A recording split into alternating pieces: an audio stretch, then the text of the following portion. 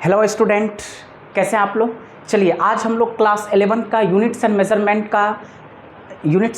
Chapter के अंदर आज जो है हम लोग यूनिट्स फॉर मेजरिंग डिस्टेंसेस के बारे में पढ़ने वाले हैं। डैट मीन्स जो डिस्टेंस को हम लोग मेज़र करते हैं, तो डिस्टेंस को मेज़र करने के लिए किस यूनिट का हम लोग यूज़ करते हैं उसको आज के लेक्चर में हम लोग बेसिकली देखने वाले हैं। तो देखिए, डिस्टेंस दो तरीके का होता है, या तो हम स्मॉल डिस्टेंस के बारे में बात करेंगे या फिर लार्ज डिस्टेंस के बारे में बात करेंगे। जब हम स्मॉल डिस्टेंसेस को मेज़र करते हैं तो स्मॉल डिस्टेंस होता क्या है, तो बहुत ही सिंपल, आप लोग जानते हो कि माइक्रोस्कोपिक पार्टिकल के बीच का जो डिस्टेंस होता है उससे ज़्यादा स्मॉलेस्ट डिस्टेंस पॉसिबल नहीं है। डैट मीन्स एग्जाम्पल के तौर पे हम ये भी कह सकते हैं, सपोज कीजिए मिल्क आपके पास है, तो व्हाट इज़ द कंटामिनेंट, या डैट मीन्स हम कह सकते हैं what is the constituent of milk. तो मिल्क के अंदर बहुत सारे चीज़ है, जैसे कार्बोहाइड्रेट है, प्रोटीन्स है, फैट्स है, विटामिन्स है, मिनरल्स है। लेकिन क्या आपको मिल्क के अंदर ये सब पार्टिकल दिखाई देता है? नहीं दिखाई देता, बट कहीं ना कहीं ये सारे पार्टिकल इस मिल्क के अंदर इन्वॉल्व है। तो हर पार्टिकल के बीच में कुछ ना कुछ डिस्टेंस होगा। जैसे अगर कार्बोहाइड्रेट और प्रोटीन के बीच में डिस्टेंस हम फाइंड आउट करना चाह रहे हैं, तो ये हमारे पास स्मॉलेस्ट डिस्टेंस होता है। तो किसी भी स्मॉलेस्ट डिस्टेंस को, यानी दैट मींस हम देख रहे हैं यहाँ पे units for measuring small distances. अगर हम स्मॉल डिस्टेंस को मेजर करना चाह रहे हैं तो उसके लिए हमें किस यूनिट का यूज करना पड़ेगा? तो वेरी सिंपल, जैसे हमारे पास फेरमी है, तो 1 फेरमी इज इक्वल टू 10⁻⁻15 मीटर। तो आप ये डाटा को यूज़ कर सकते हैं। नेक्स्ट हमारे पास 1 एंगस्ट्रोम है, खास करके लेंथ के केस में होता है। 1 angstrom is equal to 10⁻⁻10 metre, और 1 nanometre is equal to 10⁻⁻9 metre, और 1 माइक्रोन यानी कि माइक्रोमीटर अगर देखा जाए 1 micrometre which is equal to 10⁻⁻6 metre.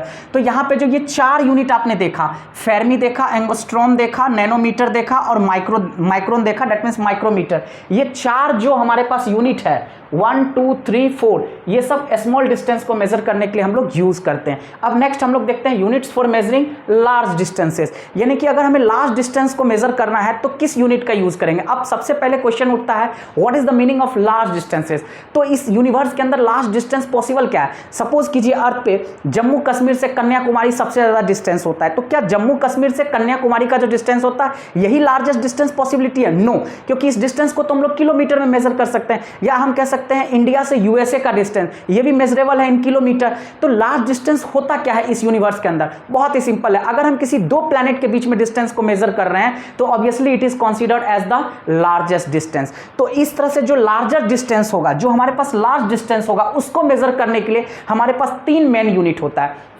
First हम लोग लाइट ईयर को यूज करते हैं।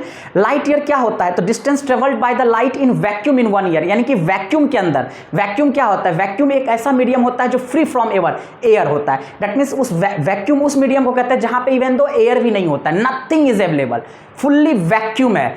तो distance travelled by the light in vacuum in 1 year, यानी कि वैक्यूम के अंदर अगर कोई लाइट 1 ईयर में जो डिस्टेंस ट्रेवल को करेगा वही हमारा लाइट ईयर कहलाता है। तो 1 light year is equal to कितना होता है वैल्यू?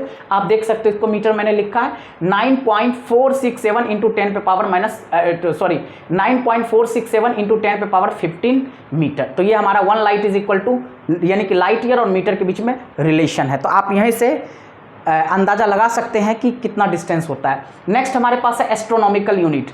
तो एस्ट्रोनॉमिकल यूनिट हमारे पास बहुत ही सिंपल है, ये होता है mean distance of the earth from the sun. That means astronomical unit क्या होता है? पहला तो हमने लार्जेस्ट डिस्टेंस को मेजर करने के लिए किसको यूज किया?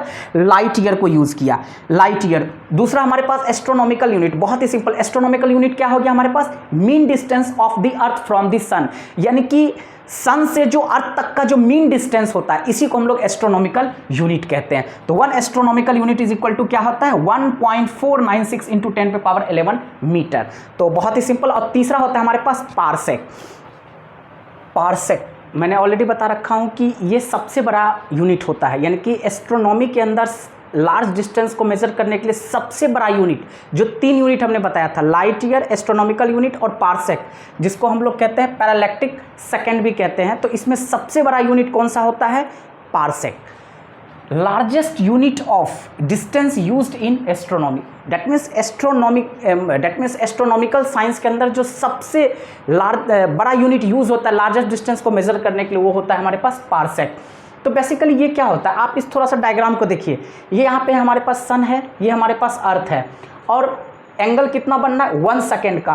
तो 1 सेकेंड बनाने के लिए 1 सेकेंड एंगल को सबटेंड करने के लिए जो सन से अर्थ तक का जो डिस्टेंस होता है, यानी कि ये जो लेंथ ऑफ द आर्क है, ये कितना होना चाहिए? 1 एस्ट्रोनॉमिकल यूनिट। तो डेफिनेशन क्या है? It is the distance at which an arc, यानी कि अगर मैं इसको सेंटर मानूंगा तो ऑब्वियसली बात है ये आर्क सबटेंड होगा। तो सन से लेकर के अर्थ तक का जो डिस्टेंस है ये 1 एस्ट्रोनॉमिकल, यही हमारा क्या है? Length of the arc. तो it is the distance at which an arc of length 1 AU 1 astronomical unit subtends an angle of 1 second of arc. That means ये एक एस्ट्रोनॉमिकल यूनिट का जो लेंथ होता है, ये जो आर्क 1 एस्ट्रोनॉमिकल यूनिट कितना डिग्री पे सबटेंड कर, यानी कि 1 सेकेंड बनाने के लिए जो आर्क का लेंथ होना चाहिए वो कितना होना चाहिए? 1 एस्ट्रोनॉमिकल यूनिट होना चाहिए। तो ये हमारा क्या कहलाता है? पारसेक कहलाता है। और यहाँ पे मैंने लिख भी रखा हूँ 1 पारसेक, यानी कि इसका वैल्यू कितना होता है? 3.08 इंटू 10 पे पावर 16 मीटर, जो कि कितने के बराबर होता है? 3.26 लाइट ईयर के बराबर होता है। तो आप ये यहाँ से अंदाज़ा लगा सकते हैं कि 1 लाइट ईयर में कितने मीटर होते हैं, और ऑलरेडी ये कितने लाइट ईयर के बराबर होता है parsec? 3.26 light year. That means 3.25 यानी कि 3.26 लाइट ईयर जो है वो 1 पारसेक के इक्वल होता है। तो ऑब्वियसली ये सबसे एस्ट्रोनॉमिकल साइंस के अंदर सबसे लार्जेस्ट यूनिट होता है डिस्टेंस को मेज़र करने के लिए। अब इसी को देखिए क्वेश्चन कैसा पूछा जाता है, तो इस पर CBSE अक्सर पूछा जाता है, या तो इस तीनों में से किसी को एक डिफाइन करने के लिए दे देगा कि what is the value of 1 light year, that means define 1 light year. तो आप इसका डेफिनेशन भी लिखिएगा, साथ में इसका वैल्यू भी लिखिएगा। 1 एस्ट्रोनॉमिकल यूनिट क्या होता है, आप इसका डेफिनेशन लिखिएगा, इसका वैल्यू लिखिएगा। पूछ सकता है 1 पारसेक, तो आप इसको डिफाइन भी कीजिएगा और इसका आपको वैल्यू भी लिखना पड़ेगा। अब इसी को अगर हम असेंडिंग ऑर्डर में देखेंगे तो सबसे बड़ा यूनिट क्या होता है? असेंडिंग ऑर्डर में सबसे छोटा, फिर उससे बड़ा, फिर उससे बड़ा। तो 1 एस्ट्रोनॉमिकल यूनिट से ज़्यादा बड़ा क्या है? 1 लाइट ईयर, और सबसे बड़ा है 1 पारसेक। तो ये हमारा असेंडिंग ऑर्डर हो गया, बढ़ते क्रम में। और descending order that means decreasing order में, तो जो सबसे बड़ा होगा वो सबसे छोटे की तरफ जाएगा। तो सबसे बड़ा 1 पारसेक, उससे बड़ा, उससे छोटा क्या होता है? लाइट ईयर, और उससे सबसे छोटा क्या होता है? 1 एस्ट्रोनॉमिकल यूनिट। और ये कुछ मैंने नोटेशन लिख दिया हूँ क्योंकि इसका यूज़ होता है 180 degree. 180 degree is equal to क्या होता है? Pi radian. और हमेशा ध्यान रखें यहाँ पे जितने भी जगह पे एंगल को मेजर किया जाता है वो सब रेडियन में ही होता है। तो डेट्स वाई इस रिलेशन को बहुत ही ज़्यादा रिमेंबर करने की रिक्वायरमेंट है, क्योंकि डिग्री और रेडियन में रिलेशन आपको पता होना चाहिए।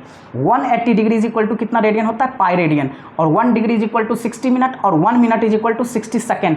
देखिए यहाँ पे नोटेशन पे ध्यान दीजिएगा, सिंगल डॉट जो लगा होता है वो मिनट को रेफर करता है, और जहाँ पे डबल डॉट लगा होता है वो किसको रेफर करता है? सेकेंड को।